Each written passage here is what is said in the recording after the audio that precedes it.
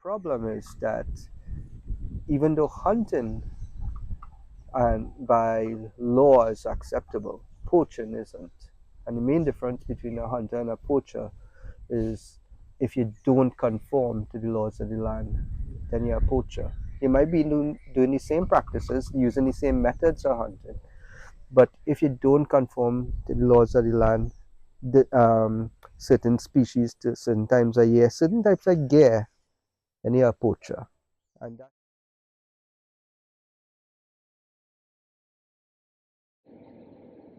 Welcome back to Conservation Connected, everybody. Thank you for joining me yet again in another video in my Conversations about Conservation series. In this week's video, I will be joined once again by my friend Dr. Ryan S. Mohammed, who will be discussing hunting in Trinidad and Tobago. In this video, I've actually split it up into two parts for you. One that will be released this week, which just gives you an introduction into hunting techniques in Trinidad, as well as what kind of meat is hunted and maybe why we hunt as well. So in this video, you're actually going to hear some of the local terms for some of the animals that we hunt and we eat. For example, the main ones that we have is our maniku, which is considered a pest, but is our opossum, an agouti, which its name is agouti, tatu, which is our 9-banded armadillo, guana, or our green iguana that we hunt here as well as deer, or also our red brocket deer. So any of the terms in here that you do not understand, please don't forget to comment them below and I can help clarify. I just want to put out a disclaimer, because this video is about hunting, there are going to be certain images that will depict dead animals that have been shot for hunting purposes. So if any of this makes you feel uneasy, just feel free to fast forward, skip ahead. I just want to put out there as well that this is not a video to go against hunting, nor is it pro hunting. It is simply a video out there to provide you with both the pros and cons of hunting. And a matter of fact, hunting is a very large part of Trinidadian culture. So I want you all to keep a very open mind when looking at this video, as a lot of times many people use these hunting practices and hunt these animals for a livelihood and to sustain themselves, to feed their families as well. So sit back, relax, and enjoy as I speak to Dr. Ryan S. Mohammed yet again on hunting in Trinidad.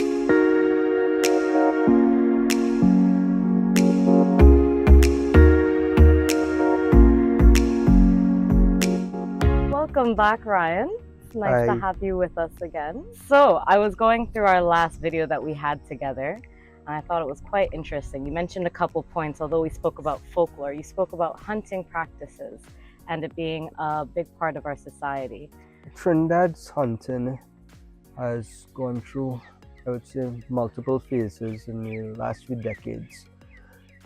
Our hunting goes all the way back to colonial days, even pre-colonial days with the first people. So hunting has been part of Trinidad culture ever since. When colonials got here, they would also hunt. And then after colonialism, it became a pastime of everyone that was Trinbagonian. And it now has distinct following with groups of people, with even hunting associations, structured groups of hunters. So I would say hunting has been integrated into Trinidad's, the acceptance of hunting has been well integrated into Trinidad culture. We have game species in Trinidad, and then we have the protected species. Now all animals under the Conservation of Wildlife Act are protected. All, doesn't matter. Okay, but then we have some species that have certain regulations attached to them. For instance, the pest species. The pest species, that would be the bats, the squirrels, opossums. Sorry, not bats, all bats. The vampire bats, not all bats, specifically vampire bats. People kill bats, all right, because they're unaware of the importance, the ecological importance of bats. They're unaware how much insects bats eat. They're unaware of the pollination ecosystem service bats provide. So they assume all bats are bad, right? Bats have this stigma attached to them as a creature of the night. You see it in Halloween, you see it in Trinidad Old Mass. All right, it is a creature of darkness. All right, and rightfully so. It's a nocturnal creature, and this is what brings the stigma that all bats are bad. From Dracula stories come to the stigma of vampire bats, but it's hard to tell the difference for the average person what is a vampire bat and what isn't. So they kill all bats. It's not to say that even if you have a pest species, all pest species you just could randomly kill. You could, if you have a pest species and it is on public or state lands, it is still illegal to kill. All right. The pest species, you're only allowed to kill them on private property. The point is, we have laws and we have to conform to laws, all right? But as a pest species, pest or vermin species, then you have your environmentally sensitive species, your red howler monkeys, your manatees, etc. There's no way around when that is allowed to hunt. It's not. In fact, the fines associated with having any portion of these organisms with you is very hefty, and rightfully so. Okay, and then you have your game species. Okay, and the different categories of organisms, according to if it's a vermin or sensitive species, etc., they are arranged in schedules in the Conservation of Wildlife Act. So a game species and has probably the most ambiguity, in the sense that people assume that you get a permit to hunt these, all right? But these are the only ones you need a permit to hunt. Everything else you could hunt whenever. It's not so. Everything is protected, but you get a permit to hunt your game species for a specific time of year only. Okay? So that you need a permit for each species? Our Conservation of Wildlife Act is very specific in the sense that for every species, you need a specific permit. Okay? And I think there is even limitations how many organisms permits any one person could acquire. And this is where people take advantage of the law and the ambiguity in the law. All right? You get a permit to hunt on state lands. If it is that you during the hunting season, you have wild meat that is permitted in your possession, you probably wasn't the one that shoot the animal, but you have it in your possession. That's still legal, okay? Because the permit is to allow to go onto state lands and hunt. The ambiguity now lies that, okay, suppose it's on private property. Suppose it's on the roadway. The fella selling the iguana decided the road he doing something illegal or not. And this is where the law starts to get blurry, and people start to find loopholes in the law. And then you say, okay, but you do have a bag limit, so the fella that have 20 iguanas in a crocus bag, so he say, is he doing something illegal? He making a livelihood. All right? Did he have a permit for that? I don't know. All right? Did his permit have a quota attached? I don't know. So it is when we start to take advantage of the ambiguity in the law, that is where the problem arises. Yeah. And we start to blur the lines between being a sustainable hunter that has appreciation for the ecosystem, has appreciation for the wildlife, and we start to see the animals as a commodity to gain revenue, and as not just as a luxury or as a mechanism of fellowship and community livelihood, so to say, but as a mechanism to earn and exploit the wildlife. And this is where hunting kind of verges onto poaching, and then you're almost becoming a legalized poacher, which is something that's not in legislation. You could be a hunter, and if you're not a hunter, According to our legislation, you're a poacher. But then, suppose you're a hunter that's taking advantage of loopholes, then to me, you are a legalized poacher because you're taking advantage of it.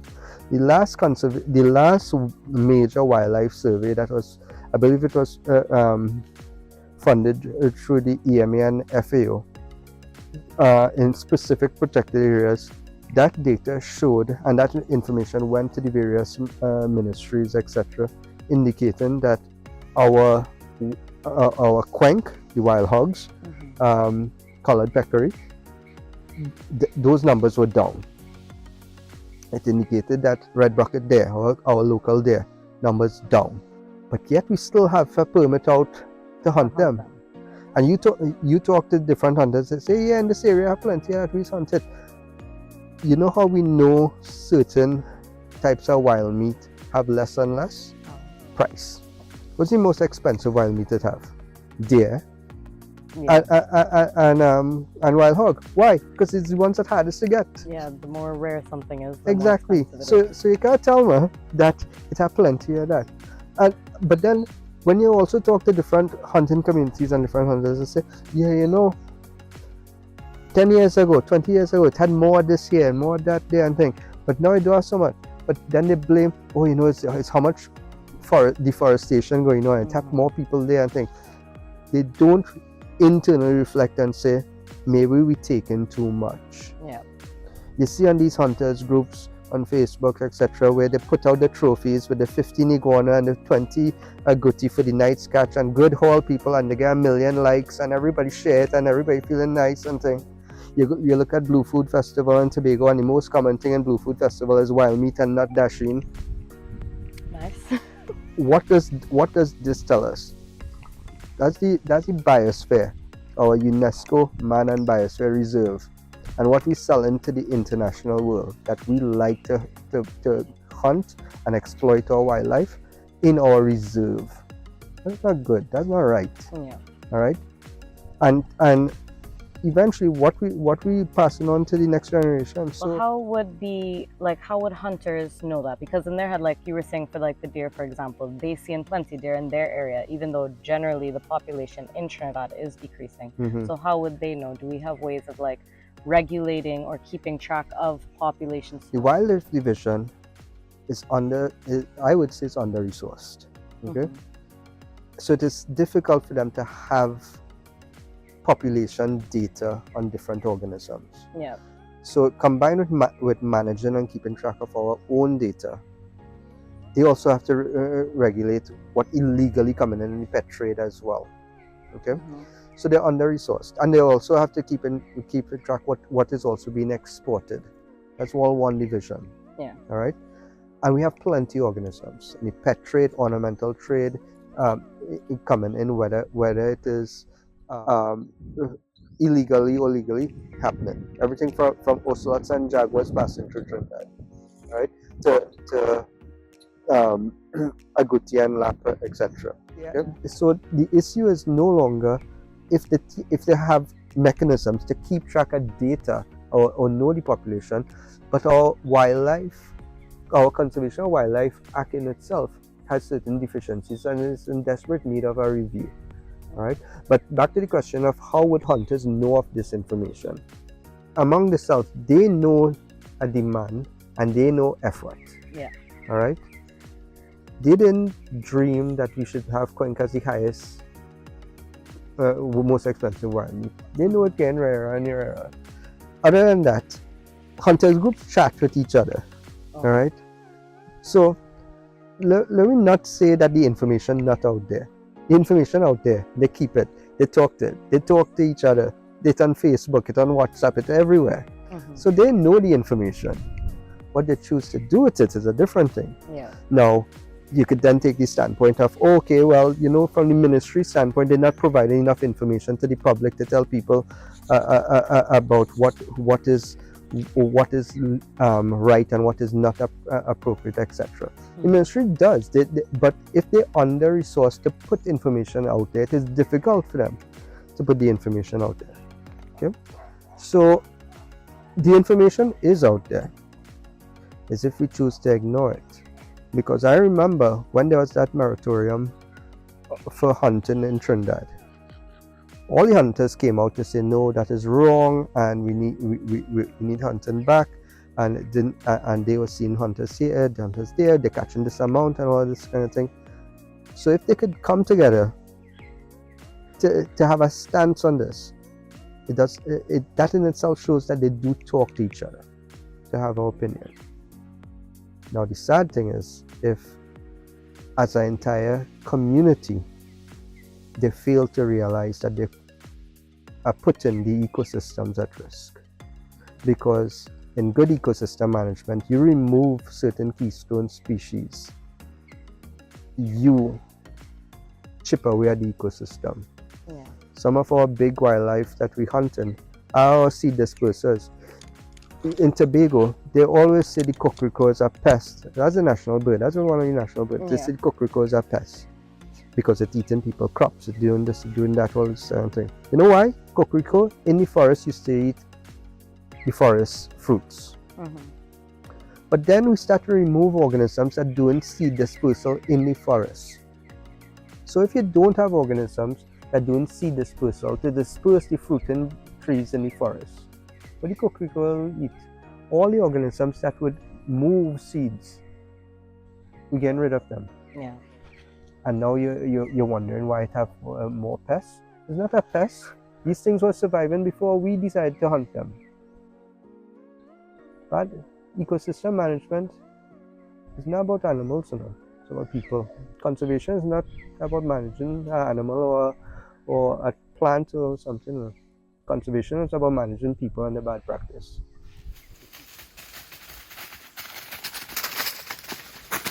And don't forget to like, comment, and subscribe.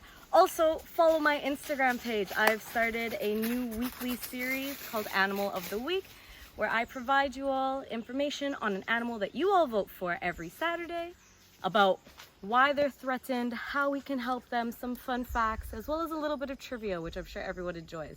I will leave my Instagram handle down in the description below, and I hope you enjoy this video. Come on, freeze.